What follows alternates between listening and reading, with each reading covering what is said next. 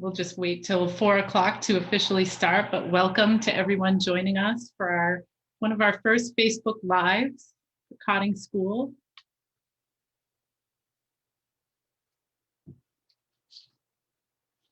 I'm getting messages that our sound is good, so thanks to the Cotting team that's tuning in for us today.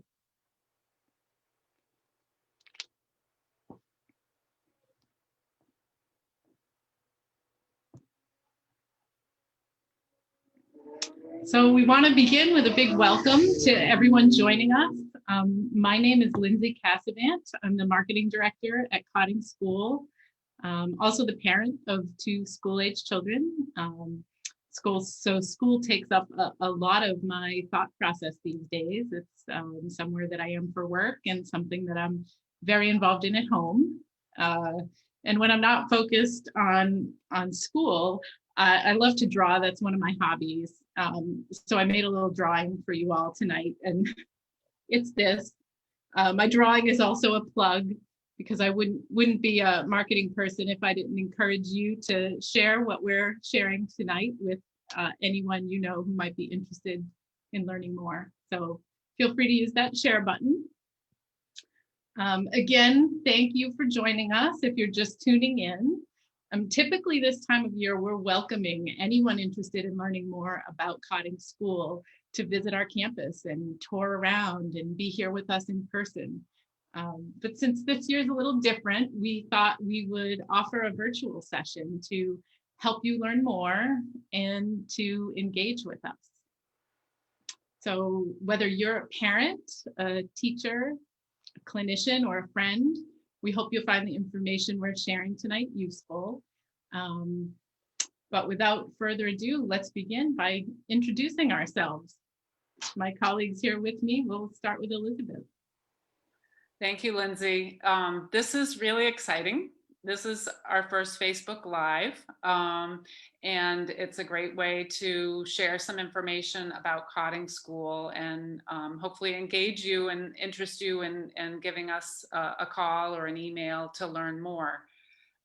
So my name is Elizabeth Russell, and I have been at Cotting now for 25 years. So it's a great place. Obviously, I'd never be here so long if I didn't love it as much as I do. And I am also the parent of 3 teenagers. So I, along with work and talking about remote and synchronous and asynchronous and learning all this new vocabulary and pivot and all of that, I'm hearing it from emails from my kids' schools. So I'm getting very accustomed to that. I'm glad we can talk about some of that today. Thanks. Tim? Hi, everyone. Tim Richmond here. So I'm part of the consulting outreach group. So I'm kind of the outreach coordinator for Cotting Consulting. I have worked at Cotting since the summer of 2001. So date myself a little bit. And throughout that time, I've been a staff therapist, occupational therapist, and then had the pleasure of joining the consulting group a few years ago. So I've had to, wear a couple different hats and had some great experiences both in the building year after year. And again, like we've shared before, Cotting is a special place, and I'm so happy to be a part of it and to share it with you today.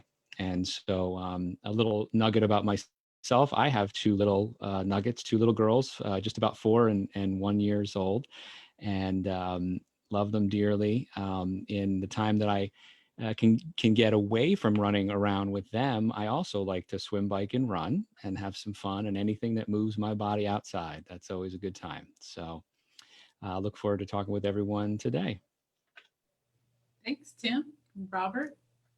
Hi, everybody. My name is Robert Mitropoulos. I'm a special education teacher here at Cotting School.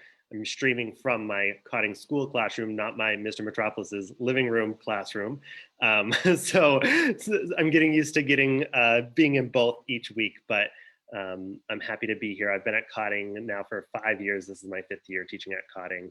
And echoing what Elizabeth said and what Tim said, I wouldn't be here for so long if I didn't love what I was doing.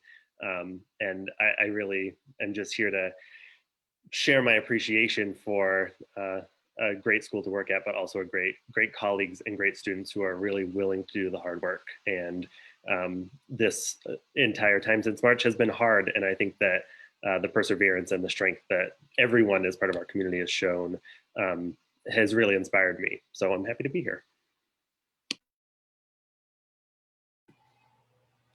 Great, thanks. Tim, you want to take us into what's new at Cotting, and Robert and I will disappear for a minute. Yeah, absolutely. So, as Elizabeth Russell is our admissions director, and can you, Elizabeth, just share with everyone that's watching in, give us a quick recap on what's happening with the hybrid model at Cotting, and share some of that information. Sure, happy to, Tim. So right now at Cotting, we're, and it's really exciting to be back, we are in a hybrid model, and I'm sure everybody knows that term by now. And at Cotting right now in this phase 1 of our hybrid model, it means we divide into 2 cohorts, and cohort A and cohort B, and each cohort is offered the opportunity for 2 in-person days and 3 remote days. And of course, there's some families that are choosing to be 5 days remote, and that's of course perfectly fine. And then our plan is that in October 5th, we will move into phase 2, unless any reason not to the contrary, and phase 2 will involve 4 days per week on campus in person and 1 day remote. So Sure, yeah. we'll be very excited to see even more of our students, but it was very happy on September 3rd, on our first day back, to see the smiling faces, even behind the masks. Those kids were happy, and so were the staff. Isn't it been great to see the kids jump right in and get the new routines too? With all the COVID precautions in place, everyone's really jumped in after it's felt like just a few days. Yeah, I feel like that went amazingly smoothly. There's a lot of new rules for the students to learn, and wearing masks, and different rules in the school. We're more self-contained in the classroom right now. But the students really have taken to that. I think again, they're just really happy to see their friends and see their teachers in person. That's great. And as we, typically we would have admissions where folks would come in and visit, whether it's parents or educators, and perhaps the students would be visiting Cotting. What's it like right now, like as far as admissions, for an update? Did we welcome, I forgot, how many students did we welcome this year? Right. Well, we welcomed 10 new students, so that was wonderful. That's great.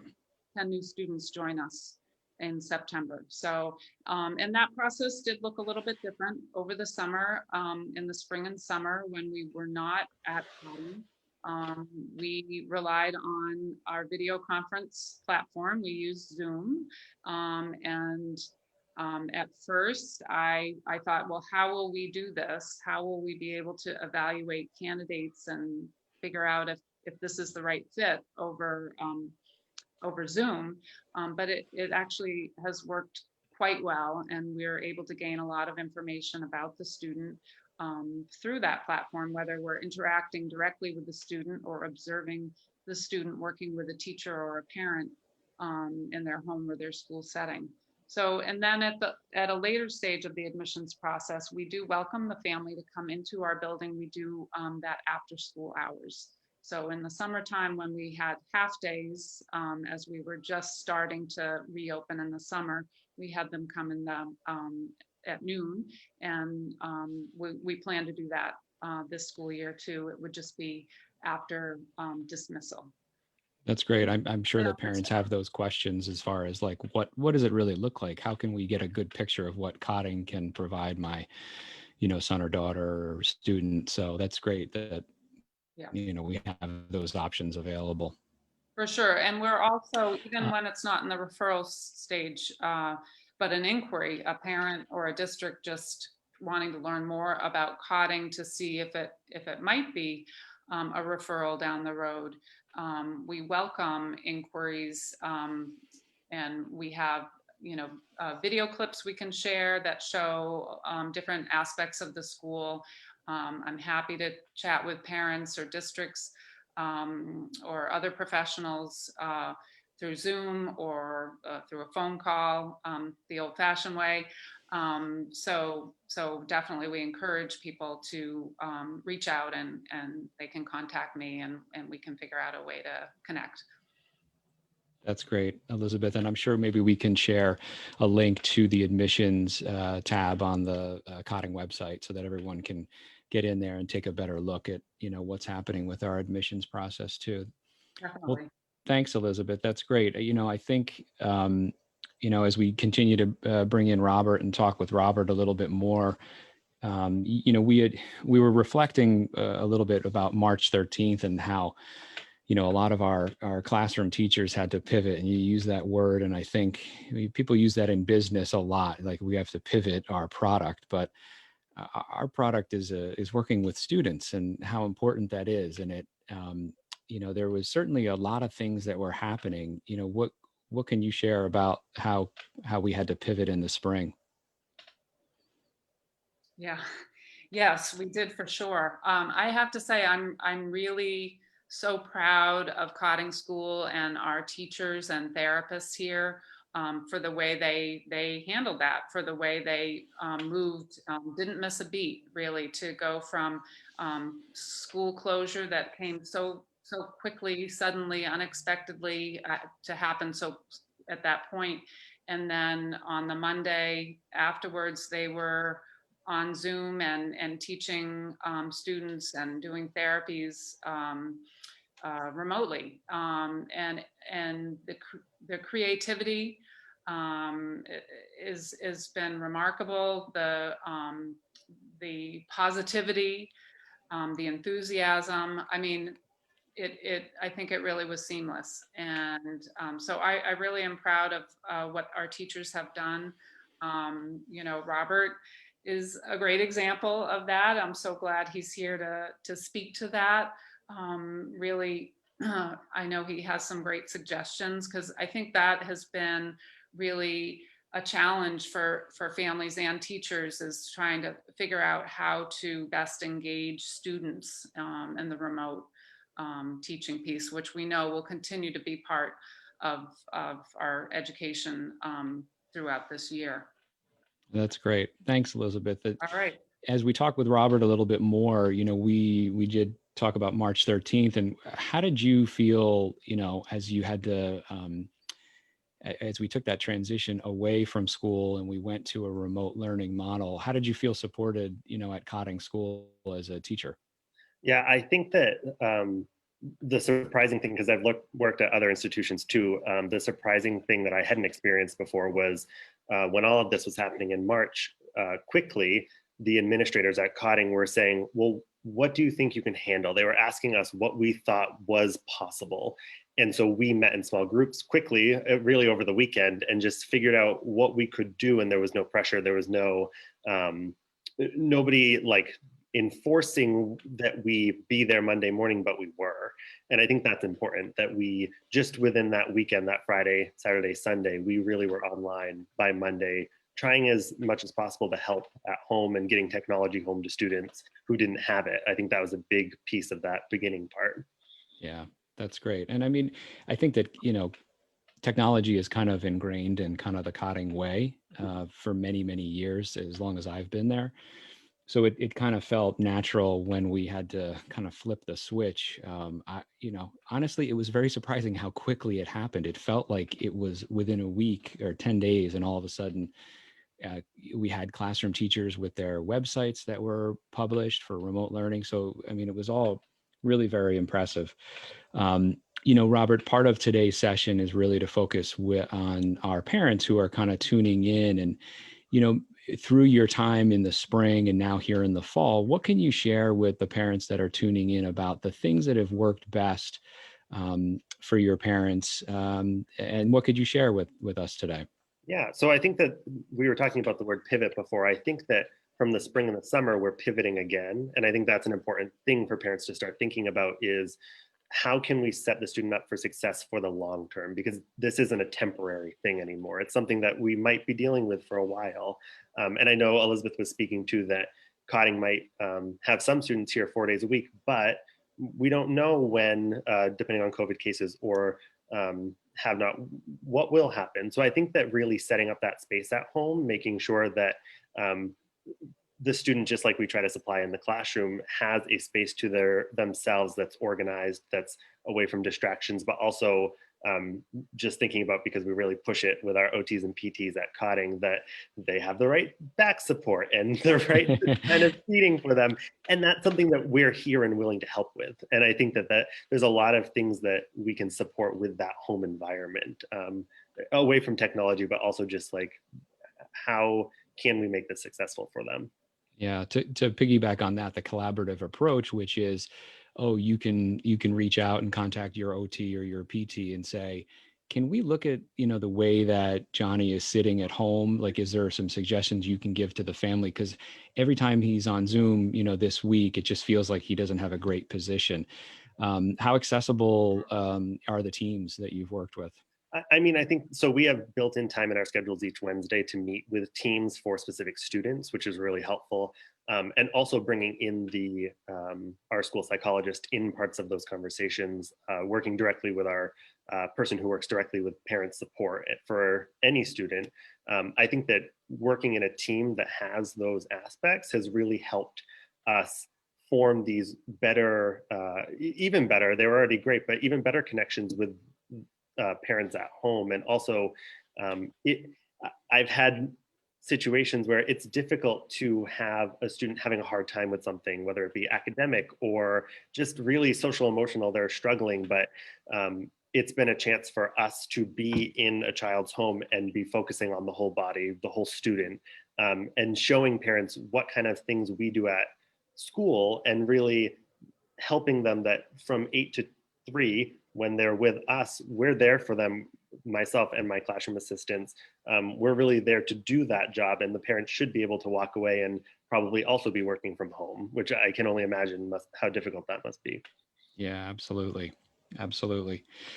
We have, some of those tips, and I think in my conversations with teachers at Cotting, it's also an area to focus on this new normal and getting used to. I know at the beginning it was probably like, how do we get used to this Zoom? And, what are some of the ways that you kind of ice break into this new year, of working with kids? I think that one thing is that because we're going to be in their homes, one activity that we did at the beginning of the school year was I had them each bring something from their like bedroom and show it to us. That I want them to feel comfortable, just like I'm in my home. So I have a pet lizard in my living room. They see that pet lizard at least once a week. So I think it's those kinds of things that making them more comfortable, because That's great. home is where they're comfortable, but they might not be comfortable now that we're in your home. So I think that's been important, but also just, I talk a lot about like the time to unplug, and that's been an important part of this too, is even though you're in your home and you're most comfortable there, what can you do during that unstructured time to really shut your computer off, walk away? It might still be a supervised time that we're still there on Zoom, but what strategies can you implement at home? That I actually think this is something that now, even if we're back in school, we're teaching them those strategies in their own homes, which I think is great. Yeah, that's outstanding. Yeah, that's outstanding. As we talk a little bit more about some tips or tools that we have, there could be some educators and clinicians that are tuning in today, as well as our parents. What are some of the tools that you found pretty successful as you've gone through the remote learning process here? Sure. I think there's 3 big ones that stand out to me. We used Flipgrid a lot at Cotting. Flipgrid is a website, or it's an app that you can post short videos. So I could pose a question to my students and they can each post their clip and they can comment on each other's or respond back to each other's. And it was a good way, especially at first, but even now, to not see each other every day. It was a good time for social interactions for the students. both structured and unstructured, but also educational things. So over the summer, we were reading a chapter book together, and I was posing questions about the book, and they were responding to them. So I think that's been a great thing.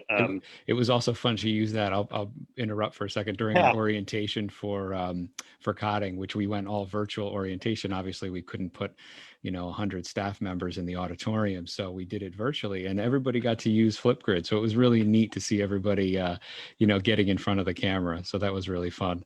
Yeah, and it's been nice also to use, like, we've been using it for students' birthdays and things like that, that we still want to create those opportunities, but they might not physically be together that day. Yeah, that's great. Two other little things that I've been using a lot. So there's this website called Padlet, and it's kind of like a blank slate for you to pose a question, and students can drag and drop pictures, or they can drag and drop different research that they find or something like that. But they can also just share pictures of their family or pictures of things they've done. And my colleague, another special ed teacher, Michaela Kelly, was just also showing me Jamboard, which seems very similar, but that's through Google Suite. And so that's something that I would suggest people check out too. The first one you said was Padlet, right? P-A-D. Yep. Okay, just want to make sure. That's great. No, those are really great tools. Well, those are awesome tips. I appreciate sharing all those with everyone here that are kind of tuning in at this point. Lindsay, I just wanted to see if there was any other questions that came up at all while we are on Facebook Live, just to have an idea if anybody is dropping in. If not, we can follow up a different way. Ooh.